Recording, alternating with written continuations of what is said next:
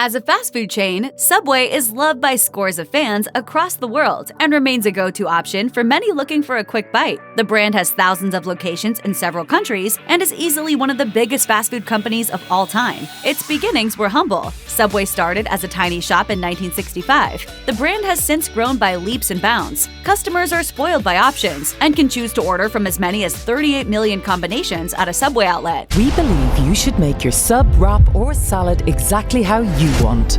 Yet, if you've ever found yourself grumbling over the limited number of olives in your sandwich, you are not alone. There's a legitimate explanation for that, and it has something to do with Subway's official policy. Certain, quote, high-end vegetables are strictly regulated by the company, and employees need to be careful about using them sparingly. An ex-employee at Subway explained on Reddit, "When I worked at Subway, it was 3 olives per 6 inches. Same for tomatoes. They have all of these precise quantities." The Redditor added that their manager would keep a close tab on activities to ensure they were not including more vegetables than necessary. Another Redditor was so confused by the rules that they asked others whether it would be rude to simply request extra olives. In response, someone else wrote, "What I would suggest is, when you get to the olives, tell the sandwich artist that you like a lot of olives if that's okay. A handful of olives isn't gross or even a big deal."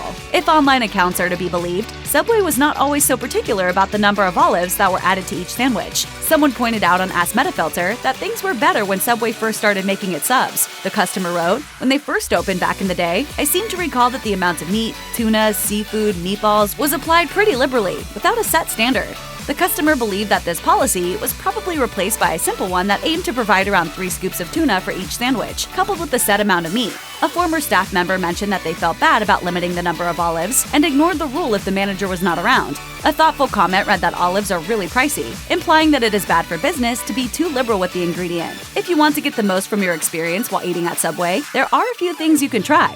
A Quora user recommended adding as many veggies as you can to your sandwich. They wrote, "Add cheese, toast it, extra jalapeno, olives, lots of onions." By now, the maker would be frowning at you. You should also ask your sandwich artist to be generous with most of the sauces, except for mayonnaise, which is the cheapest option available at the store. One more smart tip, according to a different Quora user, is timing your meal correctly. They explain that the best time to get Subway is just a few hours after they open. Most, if not all, of the bread will be completely fresh, along with all of the ingredients. The only exception to this rule, my preference, is soup.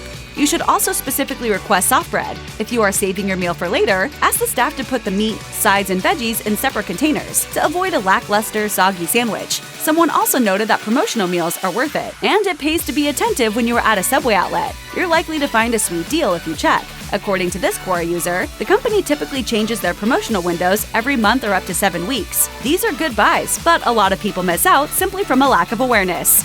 Check out one of our newest videos right here. Plus, even more MASH videos about your favorite sandwich chains are coming soon. Subscribe to our YouTube channel and hit the bell so you don't miss a single one.